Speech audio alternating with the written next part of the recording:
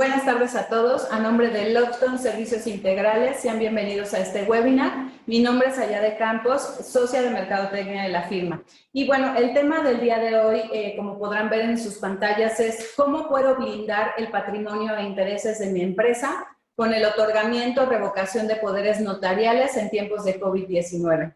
Y bueno, derivado de la emergencia sanitaria que vivimos, muchas empresas se han visto en problemas derivados de la ausencia de su apoderado por causas de salud, o incluso se han tenido que enfrentar a situaciones como el fallecimiento del apoderado. Este tiene consecuencias que pueden afectar directamente en el patrimonio de las empresas ante este vacío. Para estar prevenidos ante circunstancias como estas, contar con estrategias que permitan otorgar o revocar poderes notariales de uno o más apoderados es sin duda una alternativa que pueda ayudar a tu empresa a cuidar de su patrimonio.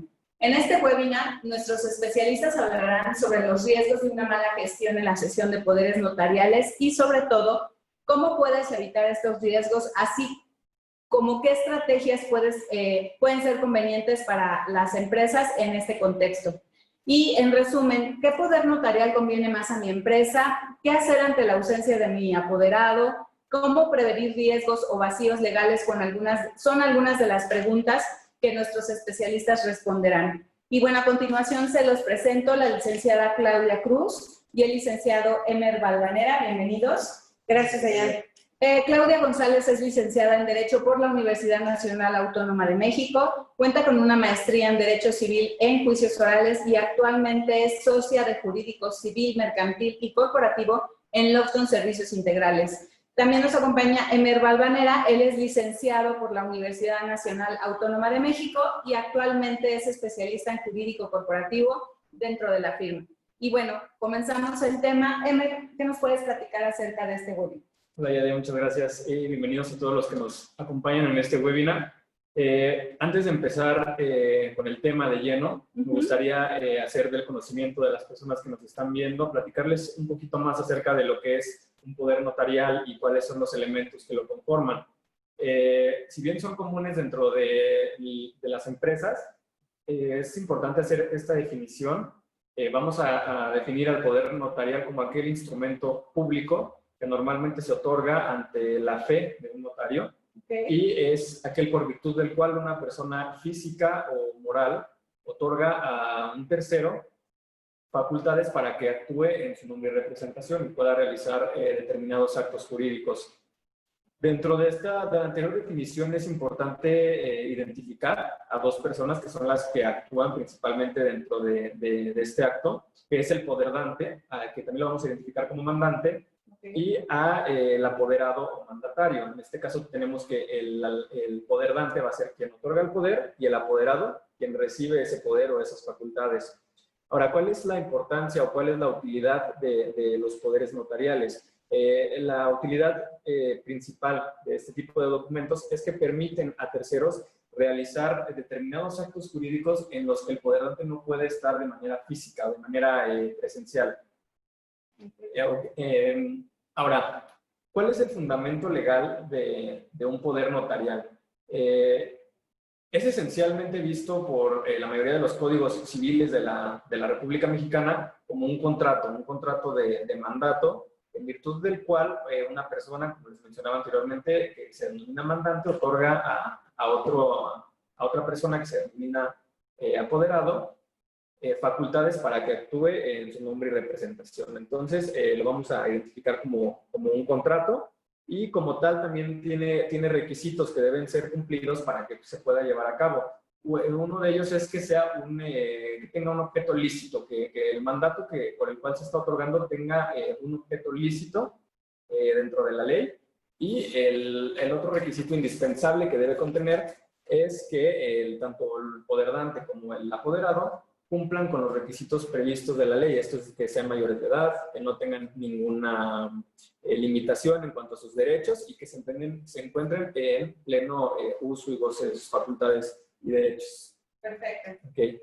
Ahora, dentro de estos documentos que les hago mención, que son los poderes notariales, vamos a encontrar principalmente dos tipos, que son los poderes generales y los poderes especiales. Los primeros son aquellos que se otorgan sin limitación alguna y por virtud de los cuales el apoderado puede realizar sin limitación los actos para los cuales le fueron otorgados, es decir, un poder general para actos de administración, para pleitos y cobranzas, actos de dominio, y por el contrario, los poderes que son especiales son aquellos que se otorgan específicamente para un acto determinado, es decir, yo otorgo un poder para actos de administración, pero específicamente para la firma de un contrato de arrendamiento de determinado inmueble y no se puede utilizar para algo más. Es Está específicamente para eso. acotado. Está muy delimitado, de hecho, dentro del mismo documento hay que hacer mención, se tiene que especificar bien para qué acto jurídico es que se está otorgando.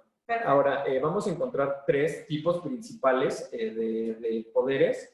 Vamos a comenzar primero con el poder para pleitos y cobranzas, del cual la licenciada Claudia les va a platicar un poquito. Claro que sí, muchas gracias. Pues bienvenidos a todos los que nos están viendo en este webinar. Realmente estamos pensando en todos ustedes porque han venido muchas interrogantes, muchas preguntas a raíz de esta circunstancia de COVID-19. Como bien lo mencionaba el licenciado Emer, tenemos una serie de poderes que hay veces que como empresarios tendemos a designar a ciertos apoderados, o hay veces que tenemos una limitante muy marcada. ¿A qué nos referimos con ello? Este poder en particular de pleitos y cobranzas normalmente se le da a los abogados a los cuales se les encomienda una situación jurídica derivada de un procedimiento. ¿A qué nos referimos con ello? Obviamente si tenemos alguna demanda mercantil, civil, derivado de nuestro giro comercial por la empresa, tendemos a bien otorgar este tipo de poderes a un tercero que por lo general son los abogados, quienes cuentan con cédula profesional para poder defender los intereses de nuestra empresa, de nuestro caso particular como personas físicas también. Entonces, cuando se otorga este tipo de poderes, si bien es cierto, lo refería hace un momento, Emer, hay algunas personas que otorgan estos poderes para ciertos casos en particular. A lo mejor en la empresa tenemos un despacho de abogados fiscalistas, otro despacho de abogados penales. Entonces, este tipo de poderes los delimitamos muchas veces en la materia a la cual van enfocados esas facultades, ¿no? Si en este caso tiene que comparecer ante una instancia judicial de juez penal, ante un ministerio público, hay veces que en el mismo poder se otorgan esas facultades. Perfecto. Tenemos una pregunta en la cual Juan Valdespino, nos comenta, ¿cuál es el fundamento legal de los poderes? Claro que sí, Juan. El fundamento legal, como te comentaba hace un momento, les comentaba, es previsto por los códigos civiles de los distintos estados de la República. En el caso particular de la Ciudad de México, es el mandato, lo encontramos en el artículo 2546. Perfecto. Continuamos. Exacto, perfecto. Espero que haya quedado solventada la duda. Obviamente, cada entidad federativa aplica diferente, incluso tenemos un código federal, el cual también refiere al respecto, y obviamente también los poderes se pueden delimitar atendiendo y haciendo un poquito mayor, ampliando la respuesta en ese sentido, con Juan. Hay veces que incluso los poderes vienen delimitados también por sección de territorio. ¿A qué nos basamos con ellos? Si efectivamente tenemos empresa que a lo mejor es una transnacional o es una empresa que tiene diferentes sucursales alrededor de la República Mexicana, hay veces que se otorgan esos poderes delimitados a la zona territorial donde se va a ejercer ese tipo de mandato. Entonces, bueno, continuando con el tema, como les comentaba, por lo general el poder para pleitos y cobranzas se otorga a esta persona que por lo general son abogados, no necesariamente tienen que serlo, sin embargo, por lo general se estila que se lleve esta encomienda a un abogado, quien es el experto, el perito en la materia, para poder llevar a cabo la defensa y protección de los intereses de nuestras empresas, de nuestros actos jurídicos como personas físicas. Entonces, parte de otro de los poderes que se otorga también a través de esta escritura pública son los actos de administración. Emel nos va a comentar un poquito al respecto. Muchas gracias, licenciada. Sí, como ya les comentó la licenciada Claudia, uno de los primeros poderes principales que vamos a encontrar van a ser los poderes para pleitos y cobranzas, y siguiendo este orden de ideas, el segundo es el poder para actos de administración, el cual van a ser aquellos contratos por virtud de los cuales se les otorga a los apoderados facultades para ser administradores, pero se les da la limitante de que no pueden hacer cesión de bienes. Este es otro tipo de poder, del cual les vamos a platicar más adelante. Y bueno, para ponerles un ejemplo acerca de qué puede realizar un apoderado que tiene un poder para actos de administración, pues en primera puede realizar diversos trámites en nombre y representación de su mandante, puede realizar trámites ante distintas instituciones gubernamentales, dígase en materia fiscal, dígase IMSS, SAT, tramitar a lo mejor una licencia de funcionamiento, tramitar N cantidad de trámites para englobarlo, ¿no? Principalmente. Ahora, un poder para actos de administración también va a facultar a aquellos apoderados para poder firmar en nombre de su mandante diversos contratos y convenios, que siempre y cuando no exista la cesión de bienes, pueden ser contratos de arrendamiento, contratos de prestación de servicios, convenios de confidencialidad, y pues bueno, en caso de que sea a lo mejor un contrato de arrendamiento, también lo faculta para que él lleve a cabo toda la gestión post firma del contrato. Pues, quiere decir, para llevar a cabo el cobro y la administración de las rentas, para llevar a cabo a lo mejor en materia inmobiliaria el tema de las cuotas condominales, el tema de checar que efectivamente se cumplan todas las obligaciones previstas en ese contrato de arrendamiento, dígase cuotas de que el inmueble se mantenga en las mismas condiciones en que se entregaron. Y pues principalmente es este tipo de contratos los que se pueden firmar.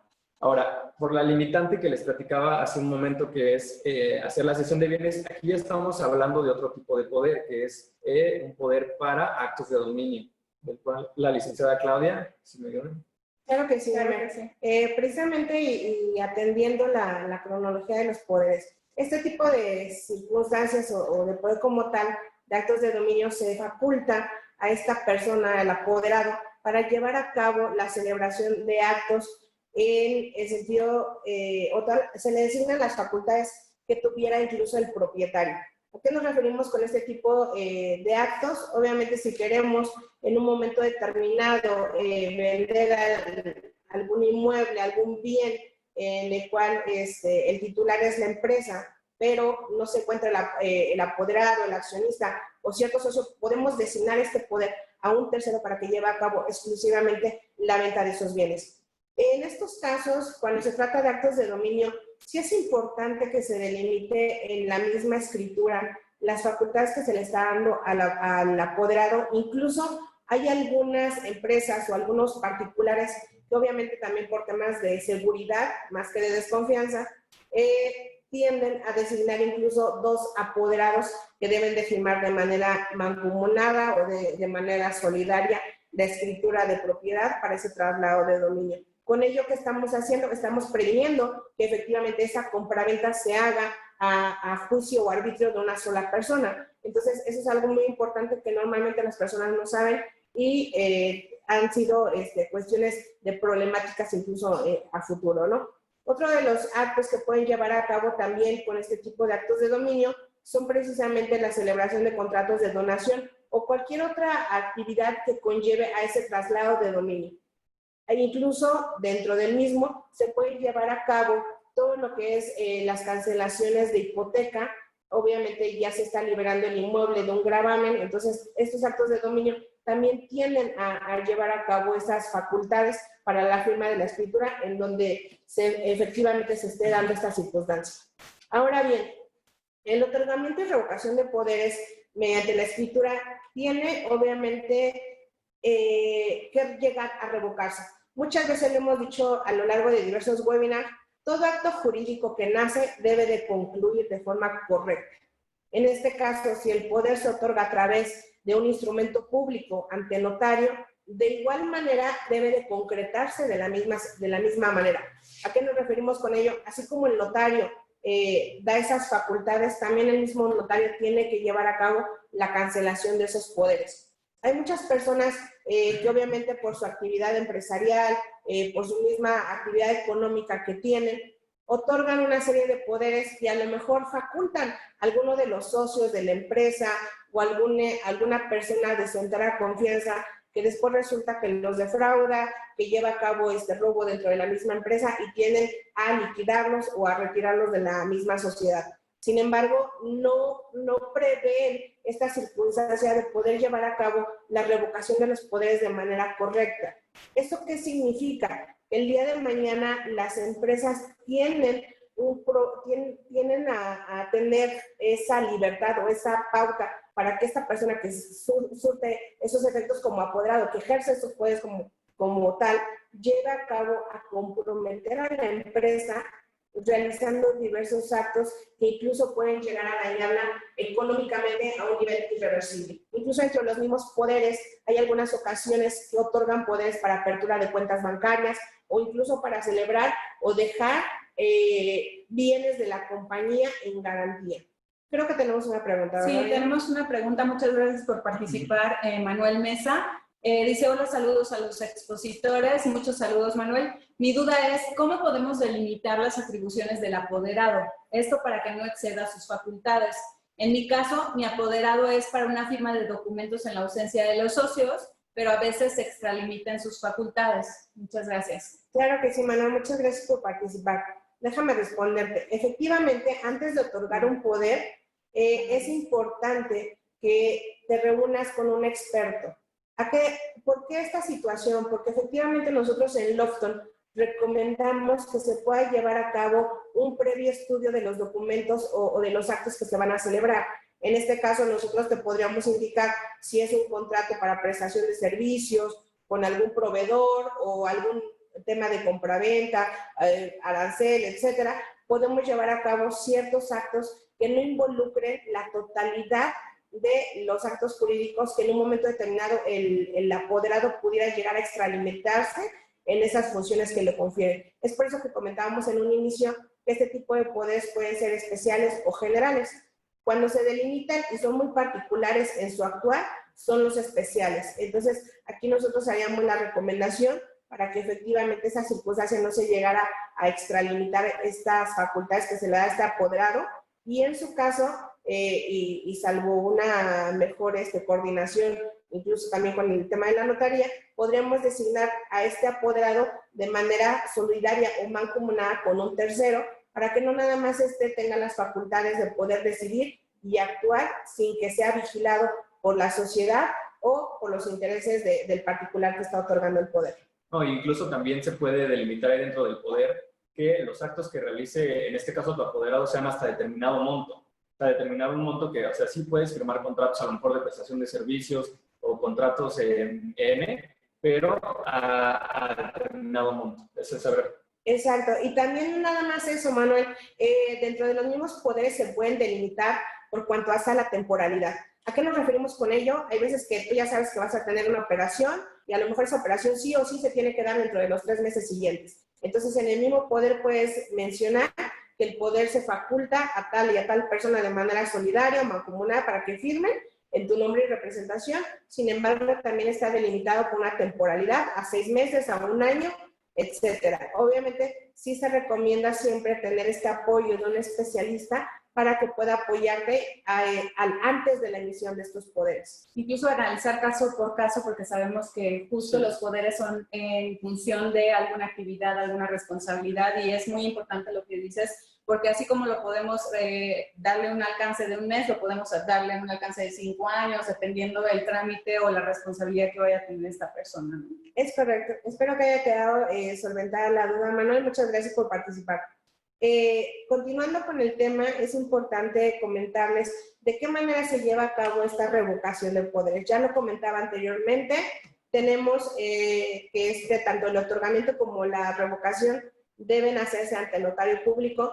Hay algunas ocasiones excepcionales que este tipo de poderes también se llegan a otorgar mediante la celebración de asambleas, ya sean ordinarias o extraordinarias, en las cuales las sociedades mercantiles, las empresas, otorgan en estas asambleas ciertas facultades a un tercero. Entonces tenemos que, si en un momento determinado se otorgó a través de esta asamblea, efectivamente se puede llevar de igual manera la revocación ante la misma asamblea, también se puede llegar a dar. Y en estos casos hay algunas excepciones Normalmente se llevan a cabo el otorgamiento de los poderes a través de notario. Sin embargo, cuando se trata de constitución de sociedades, también los puede hacer el fedatario público, que en este caso puede ser un corredor público. Perfecto, es bueno saberlo. Exacto. Pero y antes de pasar a la siguiente diapositiva, creo que también es importante hacer del conocimiento de las personas que nos están viendo, porque hay veces que uno llega a escuchar, ¿no? Se estila que, pues firman una carta poder simple ante dos testigos, ¿no? Y ya con eso, ¿no? Hay formalidades que exige la ley. ¿Cuál va a ser este fundamento por el cual un poder debe de otorgarse mediante escritura pública? Como les mencionaba igual al inicio, varía dependiendo de los códigos civiles de cada entidad de la República. Para el caso particular de lo que es la Ciudad de México, lo vamos a encontrar en el artículo 2555, el cual nos exige que todos los poderes se otorguen mediante escritura pública en tres principales supuestos. El primero de ellos es cuando un poder se otorgue de manera general, es decir, que se otorgue sin limitación alguna. El segundo es cuando, en virtud del mandato o del acto que se vaya a realizar, la ley exija esa formalidad de que sea mediante escritura pública. Por ponerles un ejemplo, a lo mejor una persona que va a comparecer a una asamblea para donar sus acciones y de repente no voy a poder estar, pero que puedo designar a un tercero para que pueda en mi nombre hacer la transmisión de esas acciones, pero la ley exige que siempre y cuando sea a través de un poder notarial. Nos exige esa formalidad. Y el tercer supuesto es cuando el monto del negocio, del acto jurídico que vaya a realizar el mandante, supere 1000 veces la unidad de cuenta, que en este caso es de la Ciudad de México. Ok, más en específico. Exacto. Ahora bien, como comentaba Emer, parte de este otorgamiento, en estos términos, se da muchas veces precisamente también para delimitar esas facultades, ¿no? Entonces, es importante que se acerquen con un especialista antes del otorgamiento para que efectivamente el poder que lleven a cabo o ese mandato que le confieran a un tercero esté bien delimitado y obviamente no caigamos en un tema de abuso que en muchas ocasiones se llega a dar. ¿Por qué estamos mencionando este tema ahorita en tiempos de COVID, Ayade? Porque hemos tenido muchos clientes, hemos tenido algunas personas, incluso colegas como abogados, en los cuales me dicen, ¿sabes qué? Tenía un apoderado y antes de que firmara una escritura de compraventa, fallece el mandante. Entonces, el apoderado firma y lleva a cabo la escritura. Entonces, ojo con esta parte, porque efectivamente el apoderado que firma, sabiendo que ya falleció su apoderante, tiene que incurrir en una responsabilidad civil y penal derivado de ese otorgamiento que hace a sabiendas de que la persona que le otorgó el poder ha fallecido. Ahorita estamos teniendo muchas bajas, muchos decesos de muchas personas en las cuales, tras esta contingencia que estamos viviendo hoy día, podemos perder a un socio, podemos perder a este apoderado o ese apoderdante en un momento determinado y obviamente eso nos incurre o nos lleva a delimitar ciertas cuestiones. Si es que en un momento determinado nosotros otorgamos un poder a un abogado y ese abogado está viendo algún asunto, el cual está ahorita en contienda judicial y demás, y llega a fallecer y las partes que le encomiendan esa tarea de representación ante juzgados no se percata que el abogado ya falleció, pues obviamente los términos procesales van a seguir corriendo y eso obviamente puede llevar a que incluso llegue a perder esa contienda judicial. Entonces, la verdad es que hoy día todas las personas tienen que estar muy al pendientes de estas circunstancias. Hay algunas empresas, algunos clientes que tenemos en temas de inmobiliaria, en temas de cuestiones textiles, comercializadoras, los cuales basan muchas veces esos poderes a ciertas personas y no prevén esta circunstancia de que pueden llegar a fallecer en este tema de contingencia, más aún que tenemos un riesgo latente. Es por eso también nuestra invitación en Lofton de poder darles esta asesoría breve a través de este webinar y que podamos darles ese panorama amplio antes de la toma de decisiones. Así es, y como siempre hemos comentado, Claudia, en todos los webinars, este aspecto tiene que ser preventivo. Obviamente, si ya tenemos la contingencia, la podemos atender, acérquense a los especialistas. Los estamos tratando de orientar, no nada más en los temas financieros, en los laborales, sino también en este tipo de temas que sabemos que son delicados porque no nos gustaría tocar temas de muerte, de fallecimientos de colegas o de socios dentro de las empresas, pero se está dando la situación desafortunadamente por la contingencia y las tenemos que atender. Y bueno, tenemos otra pregunta, Claudia, en la cual nos dicen, buenas tardes, en donde trabajo falleció el apoderado y todo se complicó porque no hemos podido realizar una junta de accionistas por la pandemia.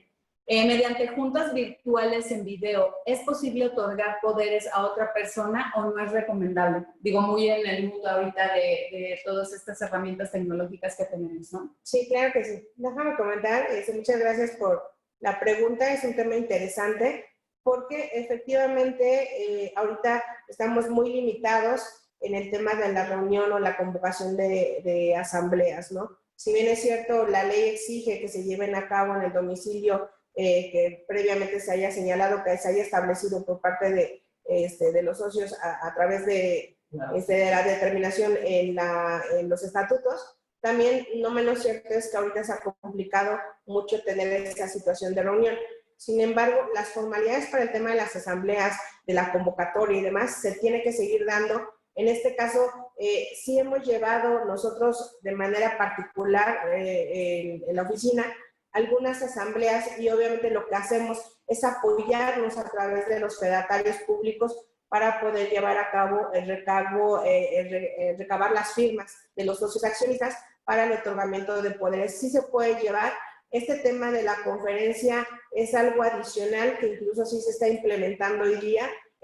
Ya no nada más temas notariales, sino también tenemos aún incluso nuevas disposiciones en materias de tribunales, en los cuales ya se están dando temas de audiencias virtuales y demás. Sí son válidas, obviamente tienen que tener esa formalización. ¿A qué nos llevamos con esto? Que efectivamente tiene que otorgarse ese poder con el notario a efectos de que pueda surtir esos efectos. Tendríamos que revisar en este caso particular quiénes son las personas, por lo general es el administrador único o el presidente del Consejo de Administración quien puede otorgar esas facultades a un tercero, y hay algunos en casos particulares que otorgan o designan a personas para que puedan otorgar ese tipo de poderes. Si se tiene esa situación, podemos revisarlo y con mucho gusto podemos darle la asesoría personalizada.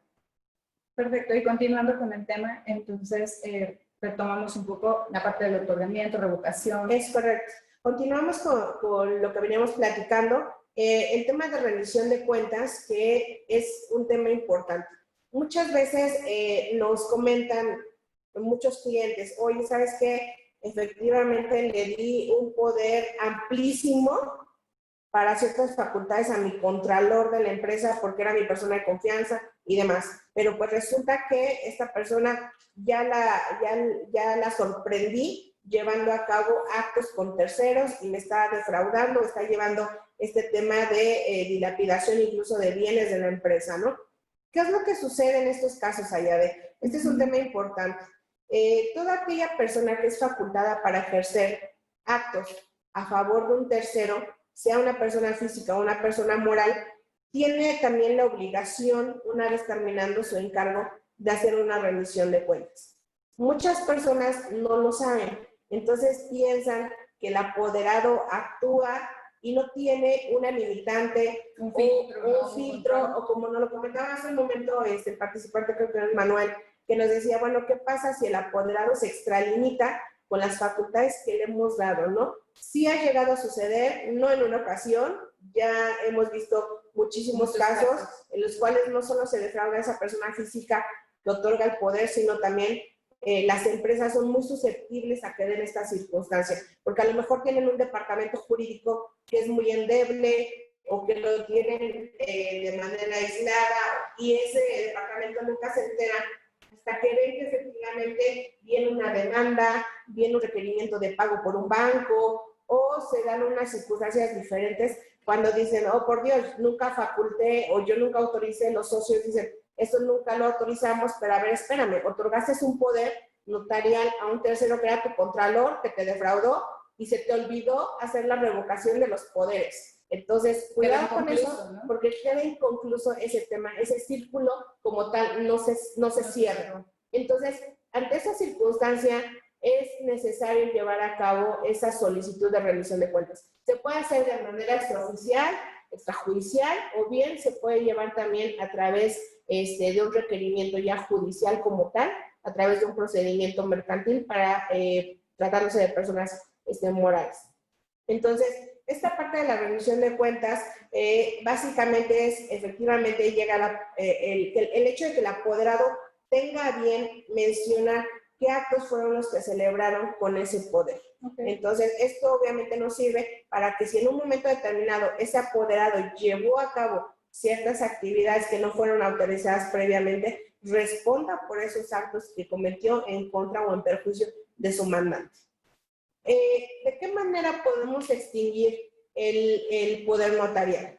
El mandato termina, puede ser por revocación, como bien lo mencionamos, se acude con el notario, se lleva a cabo el acta de asamblea correspondiente, en el cual se hace la revocación de los poderes que se le hayan conferido a este apoderado. Por el otro lado, tenemos que también se puede dar el hecho de que el mismo mandatario renuncia al cargo. Muchas veces nosotros como abogados, aquellos abogados litigantes que tienen conferido ese cargo para pleitos y cobranzas, pues resulta que el cliente no le paga, entonces hay veces que dice, ¿sabes qué? Yo mismo voy y renuncio al cargo de mandatario, porque realmente ya no puedo yo asistirte porque soy abogado litigante y obviamente tiendo a cobrar por la prestación de servicio. Si esa situación no se da, bueno, ya el abogado o el mandatario también puede demandar a su mandante para que se le haga el pago de sus honorarios en un momento determinado. Y por el otro lado, obviamente al renunciar a este cargo, se deslinda de cualquier obligación relacionada con ese fin. Entonces, obviamente esta circunstancia muchas veces la vemos plasmada ante los juzgados civiles, ante los juzgados que pertenecen al poder judicial, en el cual se hace un escrito y se menciona al juzgado que ya no se va a llevar a cabo la encomienda de ese asunto, exponiendo los motivos y solicita la designación de un defensor de oficio a efecto de que el apoderado no se vea involucrado en una nula defensa y obviamente vaya a requerir posteriormente una responsabilidad o un concepto adicional al mandatario. Perfecto. Y por el otro lado tenemos también que ese mandato termina por muerte tanto del mandatario o del mandante, que era una circunstancia que comentábamos hace rato, ¿no? Si la persona ya falleció, hemos llevado algunos asuntos, incluso en Lofton, por temas de abuso en ese sentido, en los cuales hemos tenido que iniciar la carpeta de investigación, obviamente por los delitos de fraude y otros más que se llegan a acumular por la celebración de actos jurídicos, los cuales no están permitidos u otorgados o consentidos por el mandatario, por el mandante. Y aquí, como tú mencionabas, ya implica una cuestión más penal, ¿no? Es correcto. Otro de los puntos en los cuales llega a darse por terminado el mandato es porque efectivamente ya se concluyó el negocio por el cual se había otorgado el poder. ¿Sabes qué? A lo mejor le designo a mi hermana, la designo como apoderada para que lleve a cabo en mi representación la operación de una compraventa de un inmueble. Entonces, ella lleva a cabo la escrituración, acude a la firma y con esa situación se extingue el mandato. Otro punto puede ser por la interdicción de uno o de otro. ¿A qué nos referimos con esta interdicción, Ayade? Se supone que para cuando otorgamos el mandato precisamente tenemos que tener ciertas características. En este caso, cuando se trata de personas físicas, estas personas tienen que tener ciertas facultades. ¿A qué me refiero por ello? Esos derechos tienen que ser mayor de edad, tiene que estar con plenas facultades de sus facultades, pleno ejercicio de sus facultades mentales, físicas, obviamente, y obviamente no debe de haber este estado de interdicción. ¿A qué nos referimos con ello? Debe de estar con todas las capacidades para poder llevar a cabo el desempeño del cargo del encomendado, ¿no? Entonces, básicamente estos son los puntos que podemos comentar de cómo extinguir o cómo se termina el mandato en general. Algunas estrategias que quiero hacer mención a nuestros clientes y a aquellas personas que nos están viendo es el hecho de poder revisar la constitución de las empresas.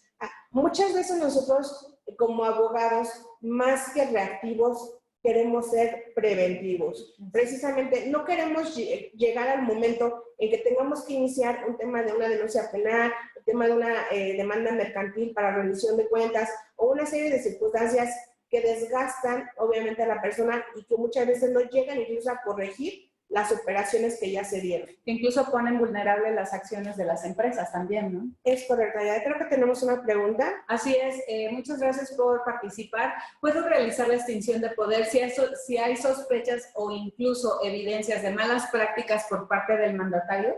Sí, claro que sí. Efectivamente, aquí el mandatario, como bien lo mencionábamos en la lámina anterior, me regreso un poquito, en el cual el punto número 1 habla que efectivamente la revocación la terminación del mandato lo puedes realizar a través de la revocación. Entonces, efectivamente, si tú ya desconfías de tu mandatario, porque efectivamente ya tuviste algún pleito previo y demás, antes de que él lleve a cabo el tema de poder reaccionar, dilapidar bienes o hacer un mal uso de ese poder, es importante que si tú ya tienes la sospecha, hagas la revocación previa y designes nuevos apoderados o en su caso, pues eliminar totalmente el poder a través de esta revocación.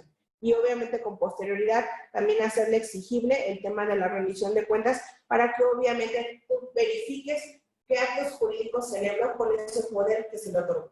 Perfecto, al parecer, bueno, serían las únicas preguntas.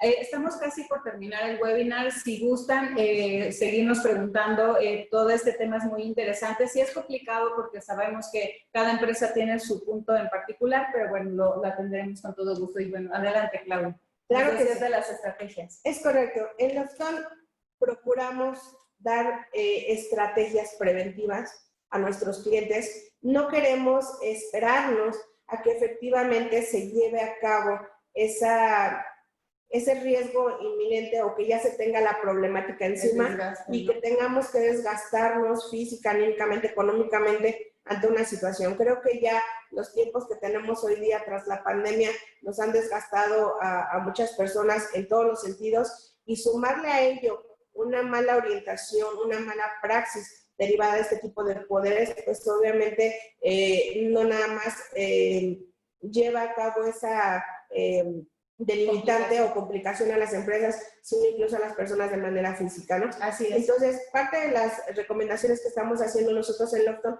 es, antes de que se lleve a cabo el otorgamiento de un poder, efectivamente acercarse para delimitar en cuanto a tiempos, en cuanto a alcances, aquellas facultades que se le está dando a este mandatario. Por otro lado, si en un momento determinado se requiere efectivamente ejercerlo por parte de una empresa y que tenga esa cuestión de poder llevar a cabo ese otorgamiento de poderes en diversos estados de la República y demás, a lo mejor buscar algunas estrategias precisamente previas para que no se llegue a dar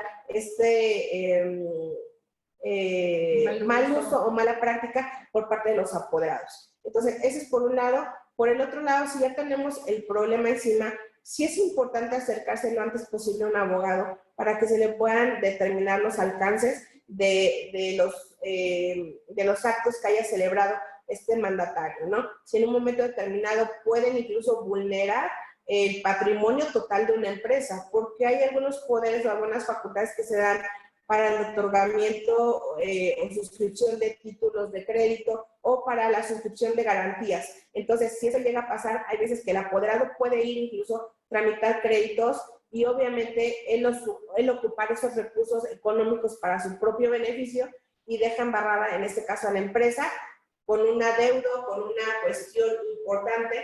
Entonces, es por ello que debemos de tener especial cuidado en todas las facultades que otorgamos y no nada más ello, dar un seguimiento continuo. Hay veces que pasan 10 años, el apoderado tiene 10 años en esa práctica y ahorita el tiempo de COVID llega a fallecer y no tenemos ni siquiera conciencia de cuántos actos jurídicos ha celebrado a lo largo de esos 10 años que lleva ejerciendo un poder. Entonces, sí es importante que obviamente aquellas empresas que otorgan poderes a sus abogados, a sus socios y demás, tengan un seguimiento continuo precisamente de qué es lo que está pasando con esas facultades. La rendición de cuentas que tú mencionabas, ¿no? Es correcto, es importante que se haga de manera gradual, paulatina, continua, para evitar cualquier tipo de contingencia a la empresa.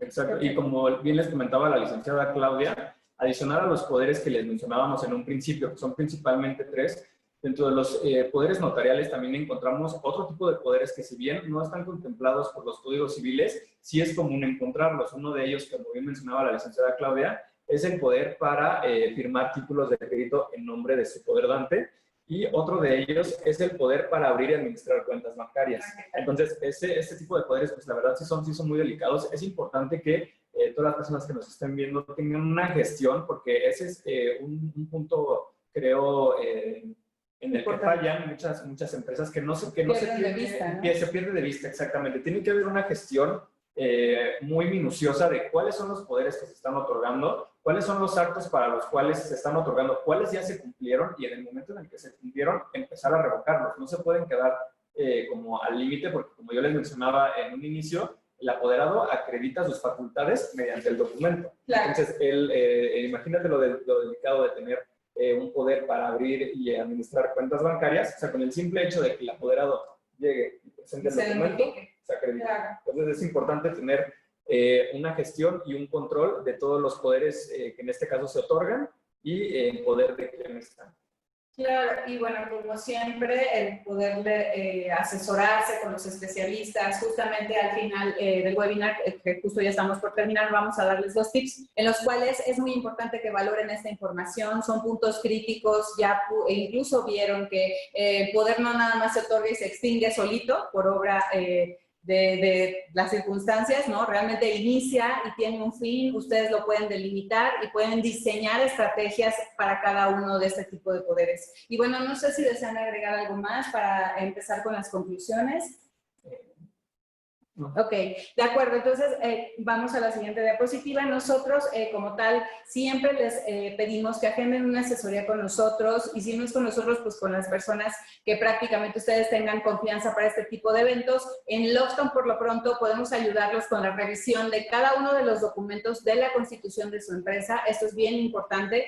Adicional, ya saben que la asesoría es completamente personalizada, vía telefónica, a través de plataformas digitales. Ahora con la contingencia también hacemos todo lo que es asesoría vía digital a través de todas estas plataformas. Con todo gusto lo podemos hacer, no es necesario que vengan principalmente a la firma. Y también, bueno, a través de todo el diseño de las estrategias que hacemos nosotros, podemos hacer una sesión de poderes preventiva. Obviamente, si ya tienen la contingencia echada a andar, pues también nosotros atendemos cada una de esas emergencias. También damos asesoría en caso de ausencia de un apoderado. Esperemos que no estén en esa situación. Y también darles estrategias en la designación de mandatarios para proteger su patrimonio. Recordemos que esto no nada más es un acto de operar, de hacer únicamente sin un sentido. Tenemos que darles estrategias para que precisamente ustedes poco a poco se vayan protegiendo de todas estas cuestiones que, a pesar de la contingencia, puedan salir adelante y que estén blindados completamente en esta situación. Y bueno, vamos a compartir en pantalla todo lo que son los datos de los especialistas. Gracias por participar con sus preguntas, gracias por todas las inquietudes que nos han manifestado. Vamos a continuar con nuestra gira de webinars. Y bueno, la información de valor que les acabamos de compartir es muy importante. ¿No creen? Yo creo que todos estos aspectos, tanto laboral, contable, financiero, legal, los protegen a ustedes en cada uno de estos temas. No lo echen en saco roto, realmente utilicen estos consejos que les damos sin costo alguno. Y si tienen alguna duda o algún problema en particular, acérquense con nosotros. Agradecemos como siempre su compañía, acérquense a Lockstone, con gusto les podemos ayudar. Y los invitamos el próximo jueves, tenemos un webinar muy interesante en el cual, si ustedes quieren mejorar los índices de rentabilidad y productividad de sus empresas, tenemos algo que es la auditoría estratégica. Va a estar muy interesante, de verdad se los recomiendo. Nos vemos el jueves a las 4 de la tarde para que hagan sus preguntas en vivo, sus consultas también las pueden externar en este momento. Y bueno, con todo gusto vamos a estarlos esperando. Inscríbanse en este webinar. Por nuestra parte ha sido todo. Cuídense mucho. Gracias por su participación y continúen en esta jornada de webinars con nosotros. Lockstone, servicios integrales, problemas difíciles, estrategias inteligentes. Gracias, Claudia. Gracias. Muchas gracias. Gracias. Hasta luego.